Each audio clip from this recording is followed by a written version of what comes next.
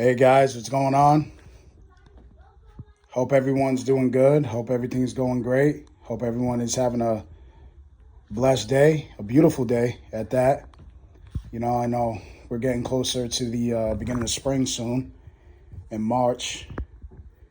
You know, hope everything's going good for you guys. I hope everyone's blessed. And for the people that don't feel blessed, as I always say, I hope that God does bless you and blesses you with grace as always. Now, Beterbiev versus Bivol 2.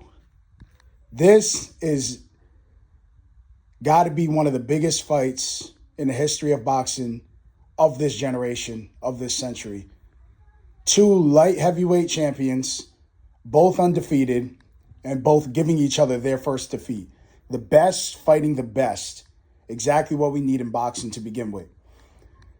Now, I got to say, I was not fully, but somewhat expecting Beterbiev to win again. And the reason why is because Beterbiev, excuse me, the reason why is because Beterbiev in their first fight walked through Bivol's offense like it was nothing. Now, Bivol obviously put up a great fight. Bivol did exactly what he was supposed to do because not only is he a great fighter, but he's also extremely intelligent and he has a great understanding and control of distance, and his offense is obviously off the chain.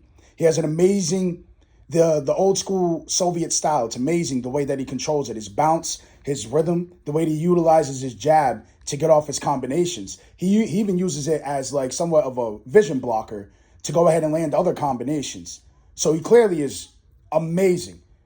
But just in that first specific fight, Beterbiev, with his old school Soviet style fighting, just stand straight, upright, hands at his sides, ready to just walk through anything. He's like Superman. He's just made of steel, He just walks through anything you throw at him. The guy is really tough, and his power is off the chain. It's just crazy how he can use it.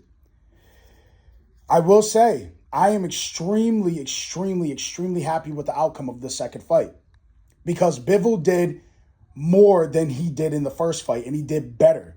And the thing is, Beterbiev also did better as well. But at this point, we clearly see that Bivol, he just did slightly more. When it came down to, I would say, the championship rounds, the champion rounds, which is rounds 10 to 12, Bivol did more than he did in his last fight. He did better. He put in more work. He landed more combinations. He kept the same rhythm, and he pushed harder. And I think at some point during the fight, I would say rounds 6, 7, once we started getting to those rounds, I think Bivol, towards the middle of the fight, started to realize that the boogeyman is not really the boogeyman. That Beterbiev is just a human being, that he's just a man that can get hurt. Bivol looked like he began to believe in himself. He began to see, I can hurt the boogeyman. I can hurt him. I can give him a beating. I can push him back. And if you pay attention, Bivol began to push him back. He started punching. He started pressing Beterbiev towards the middle of the fight. And towards the end, he started pressing Beterbiev. He was pressing the man that pressed every other opponent of his to the ropes. He was pushing Beterbiev's back to those ropes. He was punching him. He was landing his combos. He was keeping his good footwork, making sure that his pivots were going exactly where they needed to be so he could be able to land his straight rights, his jabs, his uppercuts, his hooks. He was doing exactly what he needed to do. And he realized, from what I saw, he realized the boogeyman can be hurt. The boogeyman can be hurt. It was amazing to see a man that was defeated the first time, and obviously very, very defeated even like in his heart that first time, to come back and say, nah, I will push back. I will fight back, and I will win. Like on some Rocky Balboa shit. And that's exactly what he did. Now, what I will say, Beterbiev, still an incredible champion. Beterbiev, still an incredible champion. He still showed grace, even in defeat. Not only was his work ethic through that entire fight great, but even when he got gassed out towards the middle and end of the fight, he still fought. Most guys would just give up. Most guys I've seen, when they get towards the end of a fight and they know they're losing and they know that they're outmatched, most fighters, not all, but most fighters these days, let me be specific, most fighters these days would just kind of let their opponent hit them, try to land a couple shots, and call it a day. Beterbiev, from what I saw, even though he knew he was defeated, even though he knew that he was tired, he was still willing to try, and he was still willing to do what he needed to do to see if he could at least try to land a good punch and win. Even if he didn't know it, he fought as if he had that chance. And for that, I will always love him, and I will always pay my respects to him. I respect fighters that get into the ring, that fight until their last breath, whether they're winning or whether they're not. I respect fighters like that because that shows that your heart, your soul is really in this. Your heart, your soul is in that ring. It's in them gloves. It's in your heart, your soul is facing that man that's trying to beat that heart and soul out of you. So holding on to that and fighting, even if you're winning, even if you're losing, fighting like it's your last day on earth, I got respect for you. Now, even though I did say previously that Beterbiev and Bivol did better, I will have to say, again, like I was just explaining, Beterbiev did get gassed out. He got tired. Now, I'm not sure if the conditioning on endurance and stamina was peak in his training camp. I did watch his training camp, and it looked like that's what he was working on, as well as his strength as usual. But I think it was just Bivol's relentlessness, Bivol's constant movement. It tired out Beterbiev. Beterbiev was trying to get onto Bivol's level of rhythm, and he couldn't. And we all know that Bivol is he's almost like a dancer. The way he moves around, his footwork is immaculate. So watching Beterbiev trying to catch on to that rhythm, to that flow that Bivol was giving off, it looked like, obviously, it tired him out. And once he got to that point, once Bivol got to that rhythm, once he began to land his combinations, it seemed like to me, Beterbiev just couldn't keep up. Now, I'm not sure if they felt that they needed to train for that. His camp probably thought, okay, we'll work on the style of Bivol, which is you obviously need to press him, but we'll leave it at just that. They probably didn't expect Bivol to pick up the pace and keep the constant movement. If anything, they probably expected him to get tired. And then once I'm pretty sure they saw that, that's why on the last round, his coach, Beterbiev's coach, was screaming that, hey, man, you got to knock him out. You got to win this one. You got to win this one, I believe he was saying. I don't think they expected for Bivol to keep that pace and that rhythm to go and to keep going. And the thing is, Bivol was keeping that right hand of his ready for once he began to keep the rhythm. So meaning he was keeping that right hand of his ready to throw off once he knew he would start his constant movement, his constant rhythm, his constant flow, his dance. Once he knew he would tire Beterbiev out with that, that's when he began to throw the right hand. And as soon as he started throwing that and landed his combinations, that's when he began the rhythm. He knew that at that point, that's when he could tire Beterbiev out. And that was, I would say, in the beginning of the fight still, I would say rounds 4, maybe 5.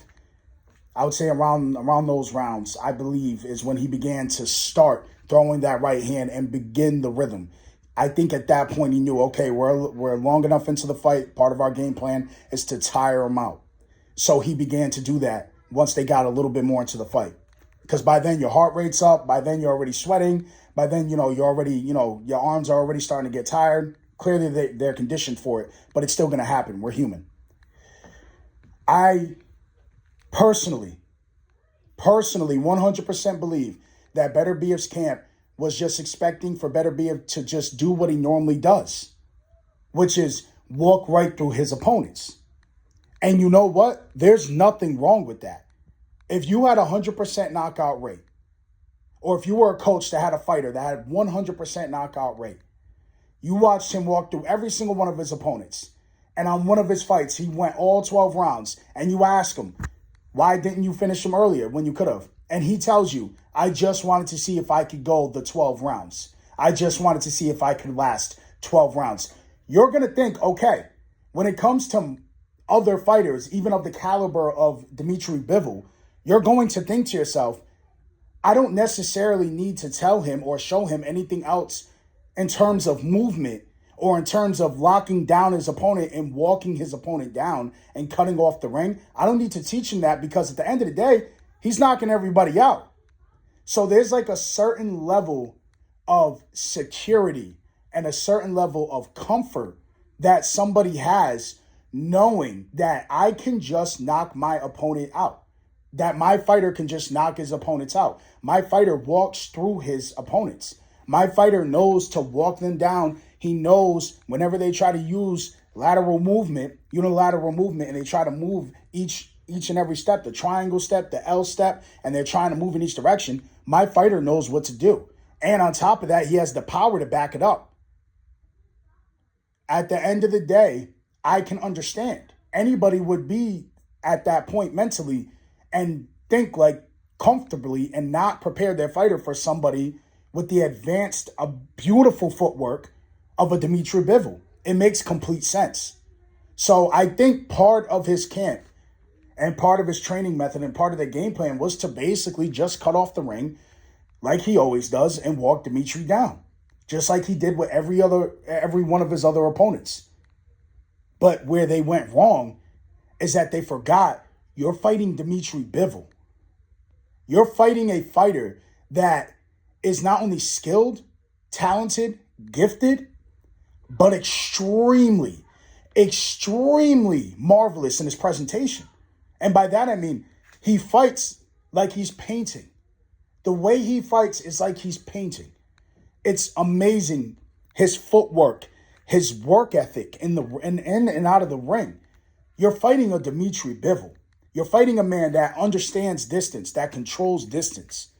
You're fighting a man that doesn't have the best power, he doesn't have the most knockouts, but he hits hard enough to keep his opponents at bay. He hits hard enough to keep you in front of him. I've seen him stab opponents to the fucking stomach with his jabs. And they're just like, oh, and he freezes them up and then hits with a few other combinations. A flurry of punches. You're fighting a Dmitry Bivol. You're fighting a fighter that was undefeated. You're fighting a fighter that Canelo thought he could go up to his weight class and try to take his belts from him. And he made Canelo look like a grade B, grade C fighter. And Canelo is nothing like that. Canelo is a grade A fighter in his weight class. And that is where I see that his camp, Beterbiev's camp, kind of made a mistake.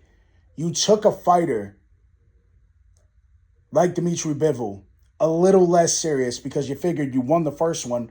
You can definitely win the second one with the same game plan. And I'm pretty sure many people would agree with me. The first half of this second fight actually looked like the first fight. And that's not a bad thing.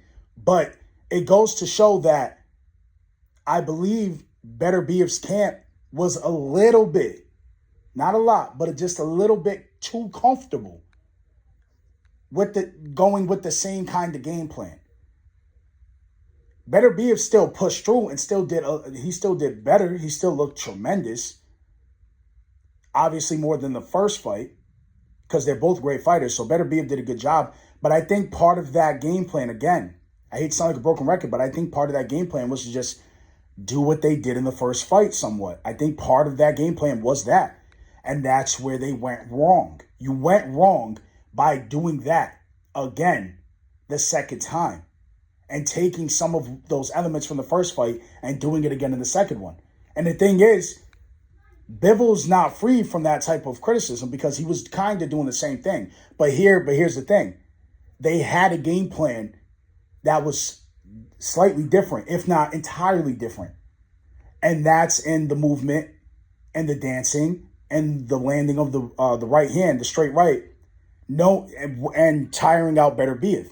that's in that. Their game plan was that. If you pay attention to the fight, it was, okay, we're going to begin to drop the right hand once we get a little bit more into the fight, and then we're going to begin to move. We're going to begin to move. So, and I watched Bivol's camp as well as Beterbiev's. Bivol worked on his strengthening and conditioning, but his stamina and endurance work was so pivotal in this preparation for the second fight. And I believe it was because of that game plan. We are going to tire him out. And in that, we're going to land our combinations. In that, we're going to fight on the inside, and then we're going to switch back to the outside, and then we're going to stay on the outside. In that, we're going to keep it going over and over and over. We're going to tire him out because he only has one way he goes most of the time. That's forward.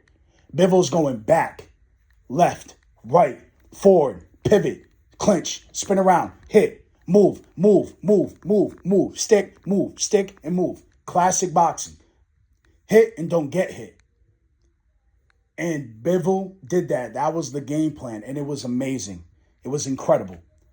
I hope there's a third fight. I know His Excellency, Turki Al-Sheikh, had said that he wants a third fight. He would like if they can. I believe he said that they're going to do it. I don't know.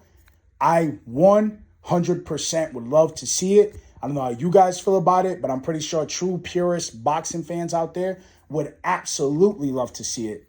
And I hope it comes soon because this trilogy is definitely going to, it's not just going to show who's the best of the best because both fights have done that. They're both the best of the best.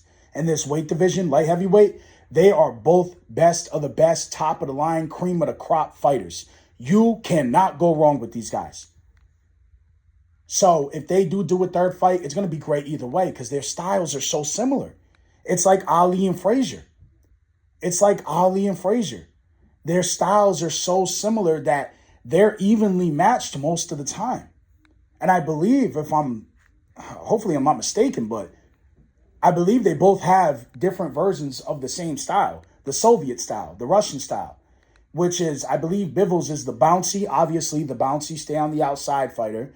And Bivol is the more squared up, push forward type of fighter. I'm pretty sure both of those styles are Soviet styles, and they have both the contrasted differences of those styles, and they've mastered them beautifully. So, they both obviously are incredible fighters. Incredible, immaculate, amazing. So a third fight would 100% and should 100% be on the table. And I can't wait for it to happen. I 100% can't wait for it to happen. And whoever wins that third fight, David Benavidez will be fighting that person as well. And he definitely deserves it. Benavidez fights anyone and everyone. And he always pushes against the grain. His last fight with Morrell, oh my God. I didn't get to catch the entire fight, but I saw some highlights. And I read some things on a couple of boxing news articles. Ones that kind of break down the fight. I got to get to the whole fight. Hopefully it's uploaded somewhere at some point and I could watch it. And I'll be giving my breakdown on that because the highlights I saw, Benavidez, you are a fucking monster. You really are the Mexican monster, man. You really are the Mexican monster. But anyway, whoever wins that fight, Benavidez will be fighting for that championship. And, either way, a third fight is going to be great, or if Benavidez ends up fighting one of them, that'll be great. Don't matter. But I really hope we get a third one because a trilogy of these three fights would be amazing to see. Time and time again. Kind of like Fury versus Wilder, Ali versus Frazier, Sugar Ray Robinson versus the Raging Bull, Jake LaMotta, and Arturo Gatti versus Mickey Ward, 1 through 3. It would be great to see those fights again. It would be great to see a fight like those fights again for the third time. And that could be put up there with those. At least in my opinion, that's what I believe. Anyway, though, I just wanted to break down things, give my opinion on this fight. It was amazing. Let me know what you guys think. Guys can comment on it. Let me know how you guys feel about it. And just, let's really share what we think about it, do you guys think the fight was boring? Do you guys think the fight was fun? Do you guys think do you think a trilogy should happen, a third fight? Who do you think won? Who do you think's the better fighter? Let me know. All right, man. Love y'all. Peace.